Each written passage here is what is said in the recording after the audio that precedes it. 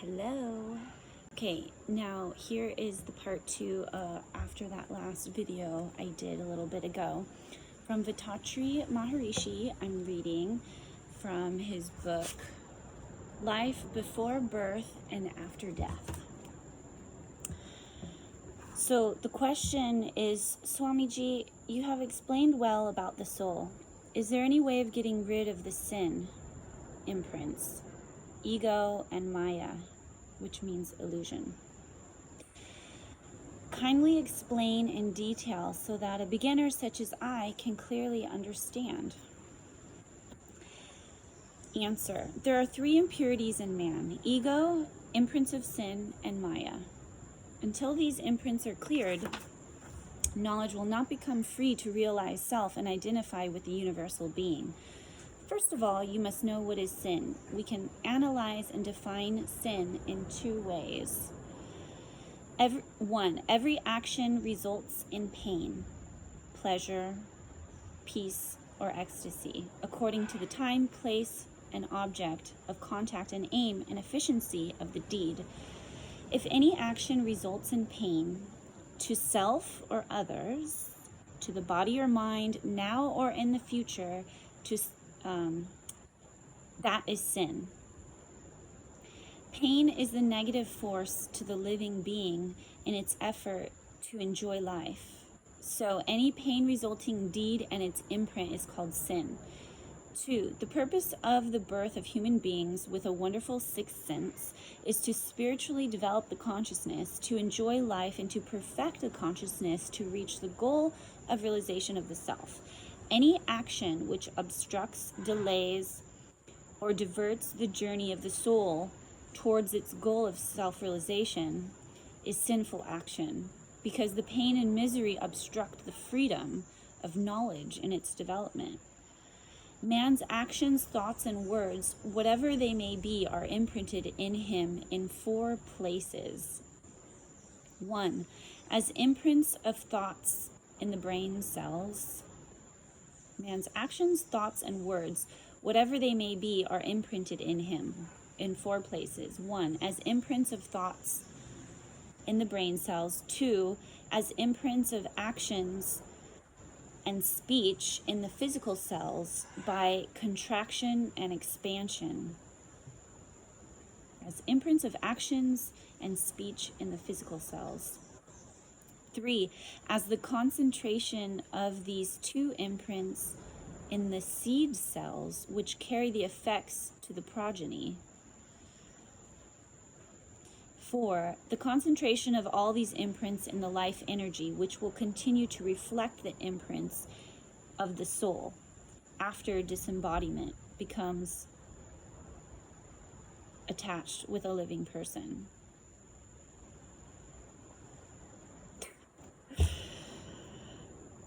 It is the law of nature that every action is imprinted in the personality of man.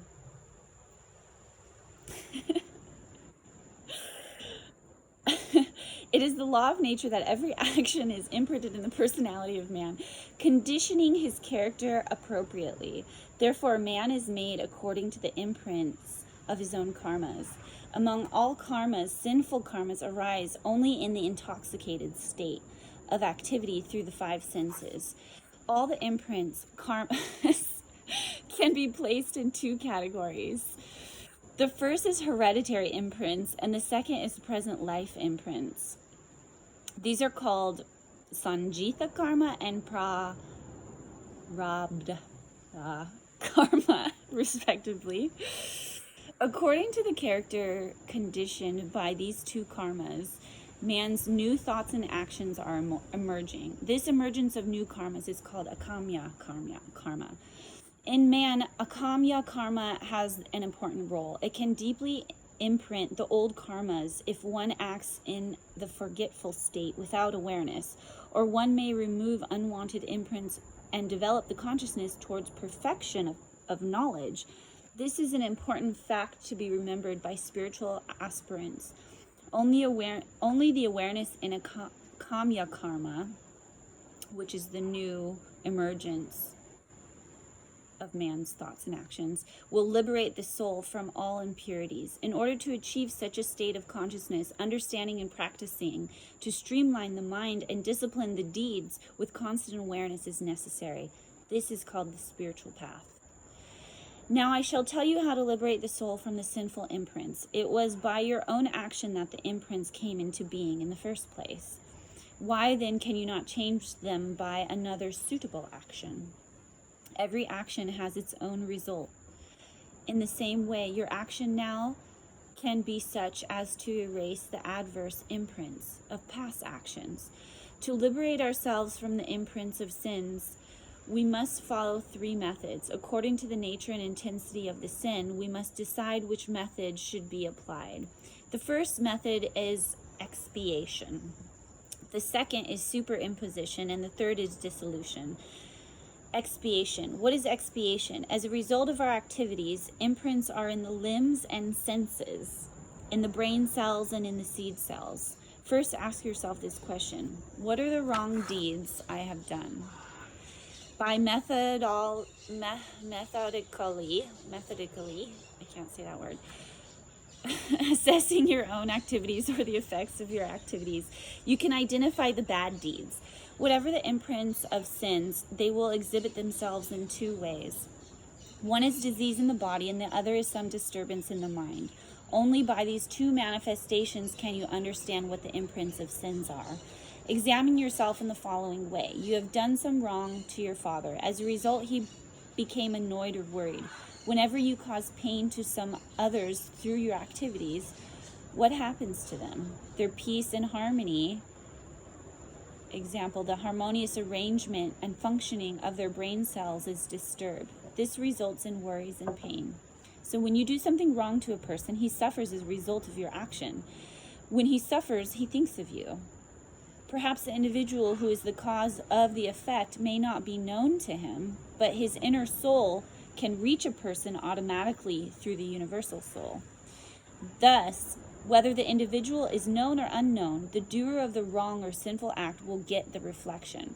So, when one is suffering with some mental disturbance, the magnetic field, the arrangement of the brain cells, and other cellular arrangement in the body are disturbed.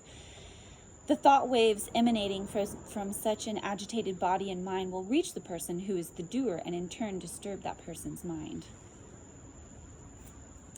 I read this to my nephew who's 8 years old, and his reaction after that was really cute. He totally got it. Suppose one man hurts another man.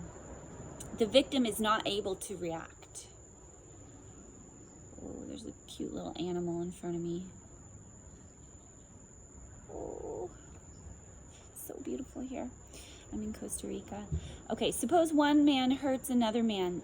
The victim is not able to react, but he thinks he should hurt the doer in return. The little animal must like my reading. Even though he's not able to carry out the intention, the impression is there. When the doer goes about his day, this one's funny. This is the one where my nephew had a really funny reaction. Even though he is not able to carry, okay, let me start over. Are you with me? Suppose one man hurts another man. The victim is not able to react, but he thinks he should hurt the doer in return. Even though he's not able to carry out the intention, the impression is there. When the doer goes about his day-to-day work, some article may fall on him and he may trip and fall. Automatically, he will get hurt because of the thought force emanating from the man who was hurt earlier by him. The subconscious mind, thought force, and brain cells are not only yours. They are the treasure house of the universe, part and parcel of the Almighty, a common treasure of humanity, which never swerves from the path of justice. I love this man so much, because it's so true, and from my own experience. I will give you an example. Suppose a man committed a crime. He is standing before the judge, and the judge asks the man whether he has committed that crime. Because he is afraid of punishment, the criminal conceals the truth. He pleads not guilty. He says this verbally, but he cannot change the imprint of thought force which is already there. The action he committed still exists. Can he change that imprint by saying he did not commit it? No. It will always speak the truth because it is not under his control. That imprint is working with the background of universal force, the divine power. The divine power is always within us. When we do wrong, we must face the consequence. By the expiation method, you can get absolution from such imprints. If you have done some wrong to someone, you must realize through introspection that is your mistake. When you realize this, what should you do? You should go to him and ask for his forgiveness. If any financial loss is involved, you should make good that loss. If you do so, even though he has imprints adverse to you and thinks of you as a wrongdoer, he removes that imprint by superimposing a fresh imprint that you are a good person. When he neutralizes the earlier imprint in this manner, that reflection comes to you and you also are liberated. This is the method of expiation. Suppose at lunch you have taken more food than you could digest. You realize this, and at supper you reduce the quantity of food, or you fast altogether. Your digestive system is then regulated. This is also a form of expiation. You have done a wrong, but you compensate it properly and become balanced. In this way, analyze your activities and imprints and liberate yourself from them. Superimposition. Now we go to the next method, which is called superimposition. When you discover that an activity or thought is wrong, what should you do? Sit quietly and assess the effect of the wrongdoing. Then decide firmly in your mind not to repeat those acts. First, resolve not to do the wrong hereafter. Then, whenever you meet that particular person or come into contact with that particular object or environment that leads you to erroneous actions, recollect and the resolution that you have earlier taken not to commit the wrong again. You can also practice thus. Bring the person or environmental condition into your mental picture and say, when I meet this person, I will not act in that particular way. I will deal with him in a better way. Or if I encounter such an environmental condition, I will do only good. Within your mind, repeat the balancing thought force. By this, you can rectify the previous sinful imprint. If you stop doing wrong for some time, the old imprints will automatically become weaker. But the root may still be there. You must have mental strength also. You will get that mental strength by this practice. This is called superimposition. So do a little visualizing. And yeah. Okay, the next one is dissolution. Dissolution means complete annihilation or neutralization. How will dissolution come? All sins are imprinted only in the forgetful state. That is, in the state of intoxication with sensory pleasures. It is in such a state that all the imprints of sins are formed. Now, when you realize the existence and functions of soul and mind, you realize the origin of the soul, which is pure and almighty. You actualize self and realize the truth. There, your mind gets the vastness of the universal state. You are free from fictitious bondages. There will be no illusion. Thereby, what you have done in the forgetful state will completely dissolve. After you realize yourself and identify yourself as truth, as the primordial state, you begin to lead your life with that understanding of the universal consciousness. Sinful deeds will no longer be committed by you. On the other hand, only virtuous actions will be continued, and this will lead to the gradual fading of sinful imprints made earlier. Whatever the old imprints may be, they will be automatically dissipated or dissolved because you surrender yourself completely to the vastness of the infinite state. Only this state remains as it is pure. When you think of one thing, you become that. You are getting those imprints. When you think of the pure one, the absolute one, omnipotence, you become that. There, whatever the knots may be, whatever the imprints may be, all are dissolved. So self-realization or God-realization will give you the dissolution of sins. This is the method of dissolution. What does self-realization mean? The pure state, the basic state, the Almighty in the form of energy is functioning as the universe. The body and the soul are working as part of the universe. By their joint function, mind comes into being. By their joint function, mind comes into being. So only the Almighty, while functioning as the mind and body, gets imprints. Now he himself understands the reality. In such a state of clarity, in such light of insight, all knots will be released. Understanding this supreme truth and realization of self is the method of dissolution of sins.